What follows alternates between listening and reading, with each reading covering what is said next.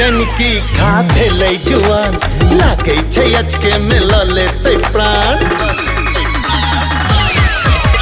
की जनकी खा भेलै जुआन लागे छै अचके में ल लेते प्राण। तब कई जुआनी छै देह से एकरा ठोर गुलबिया गाल छै। अरे की हाल छै लागे छै अनमन फ्रीज मुकमाल छै। लागे छै अनमन फ्रीज मुकमाल छै। जनकी खा भेलै जुआन लागे छै अचके में ल लेते प्राण। तब कई जुआनी छै देह से एकरा ठोर गुलबिया गाल छै।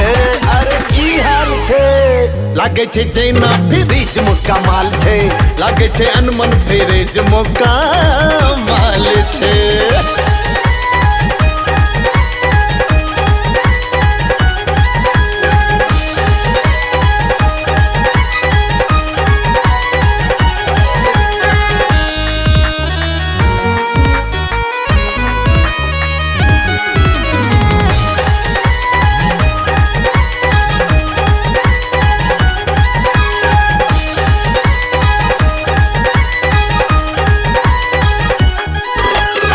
गजरा आँख में लागल छै केसक बदरा साजल छै।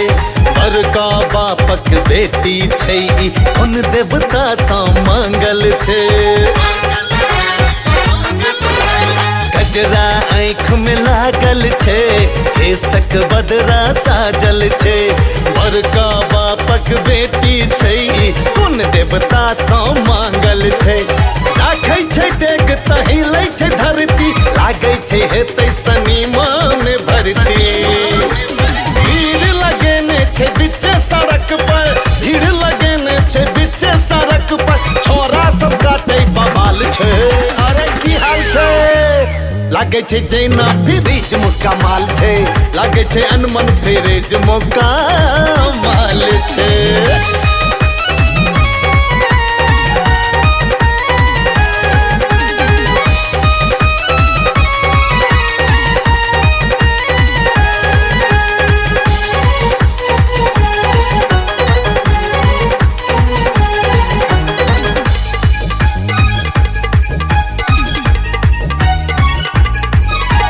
चलता फिरता मूर्ति छै अंग अंग खूबसूरती छै।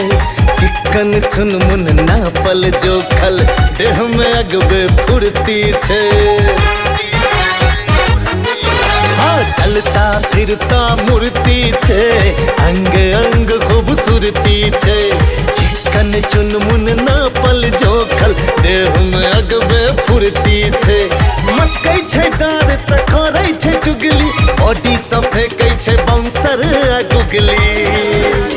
पूरा खिलाड़ी छै नागिन पहाड़ी छै। पूरा खिलाड़ी छै नागिन पहाड़ी छै। उम्र 18 साल छै। अरे की हाल छै लागे छै जैना फ्रीज मुकमाल छै। लागे छै जैना फ्रीज मुकमाल छै। जनकी खा भेलै जुआन लागे छै अचके में ल लेते प्राण। तब कई जुआनी छै देह से एकरा ठोर गुलबिया गाल छै। अरे की हाल छै लागे छै जैना फ्रीज मुकमाल छै। लागे छै अनमन फ्रीज मुकमाल छै। बाय कुमार संजय। सब्सक्राइब करू विजय एंटरटेनमेंट चैनल के आ घंटी के निशान के जरूर दबाओ हमरा सबक वीडियो सबसे पहले देखबा के।